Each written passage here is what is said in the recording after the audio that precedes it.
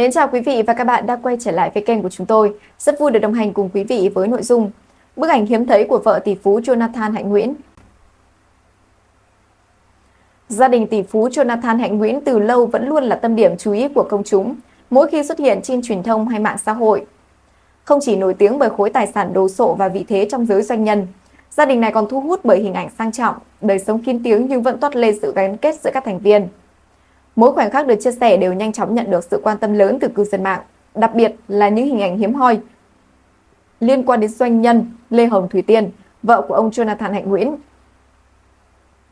Mới đây, nhân dịp ngày của mẹ, Tiên Nguyễn đã đăng tải loạt ảnh đặc biệt ghi lại những khoảnh khắc bên hai người phụ nữ quan trọng trong cuộc đời mình, gồm mẹ ruột và mẹ chồng. Dù chỉ là một bài chia sẻ ngắn gọn trên mạng xã hội, loạt ảnh nhanh chóng tạo được sự chú ý lớn bởi sự ấm áp, gần gũi và hiếm hoi mà gia đình này công khai trước công chúng. Trong bài đăng, Tiên Nguyễn viết Happy Ma Day to my mommies, tạm dịch là chúc mừng ngày của mẹ đến những người mẹ của tôi. Cách dùng từ giản dị nhưng thân mật của cô nhận được rất nhiều phản hồi tích cực. Không ít người cho rằng chi tiết gọi cả mẹ ruột lẫn mẹ chồng là my mommies cho thấy sự gắn bó và tình cảm mà Tiên Nguyễn dành cho gia đình hai bên sau khi đã kết hôn. Đây cũng là điều khiến nhiều người chú ý bởi trong giới thượng lưu, những khoảnh khắc đời thường mang màu sắc gia đình như vậy không thường xuyên được chia sẻ rộng rãi. Loạt ảnh mà Tiên Nguyễn đăng tải bao gồm nhiều khoảnh khắc từ quá khứ đến hiện tại. Có những hình ảnh được chụp trong lễ cưới của cô cùng chồng là Justin Nguyễn. Bên cạnh đó là những bức ảnh đời thường ghi lại những khoảnh khắc sum họp gia đình. Không khí trong các bức hình được nhận xét là sang trọng nhưng vẫn giữ được sự gần gũi và tự nhiên. Đặc biệt, sự xuất hiện của mẹ chồng Tiên Nguyễn nhanh chóng trở thành chủ đề được cư dân mạng rất quan tâm. Đây được xem là lần hiếm hoi bà xuất hiện rõ nét trên mạng xã hội thông qua bài đăng của con dâu mới. Trước đó bà từng xuất hiện trong một số khoảnh khắc liên quan đến lễ cưới của Tiên Nguyễn nhưng cũng khá kín tiếng và ít được nhắc đến. Vì vậy, việc Tiên Nguyễn chủ động chia sẻ hình ảnh của mẹ chồng khiến nhiều người bất ngờ và thích thú. Trong các khung hình, mẹ chồng Tiên Nguyễn gây chú ý với phong cách thanh lịch và quý phái. Bà lựa chọn những thiết kế trang nhã, mang tông màu nhẹ nhàng nhưng vẫn toát lên vẻ sang trọng đặc trưng của giới thượng lưu. Nhiều bình luận trên mạng xã hội dành lời khen cho thần thái điềm đạm và vẻ ngoài phúc hậu của bà.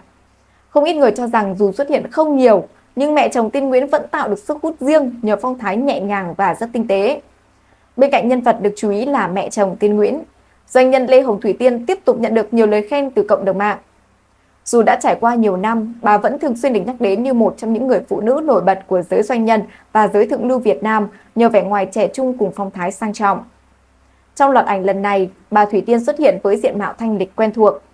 Nhiều người nhận xét rằng theo thời gian, nhan sắc của bà gần như là không thay đổi quá nhiều. Từ thần thái đến cách ăn mặc đều thể hiện sự tinh tế, đẳng cấp nhưng không phô trương. Đây cũng là lý do mỗi một lần xuất hiện, bà luôn nhận được sự quan tâm đặc biệt từ phía công chúng. Không chỉ gây chú ý bởi hình ảnh hiện tại, một khoảnh khắc cũ của bà Thủy Tiên và con gái cũng khiến nhiều người thích thú. Trong bức ảnh được chia sẻ lại, Tiên Nguyễn khi còn nhỏ xuất hiện với nụ cười rạng rỡ trong vòng tay của mẹ. Hình ảnh đời thường giản dị nhưng ấm áp này nhanh chóng nhận được nhiều lượt tương tác, bởi hiếm khi nào công chúng được nhìn thấy những khoảnh khắc riêng tư của gia đình doanh nhân nổi tiếng bậc nhất này. Nhiều cư dân mạng cho rằng chính những hình ảnh giản dị như vậy đã giúp gia đình Jonathan Hạnh Nguyễn tạo được thiện cảm đặc biệt. Dù sở hữu cuộc sống giàu có và thường xuất hiện với hình ảnh sang trọng, các thành viên trong gia đình vẫn giữ được sự gần gũi trong cách thể hiện tình cảm với nhau.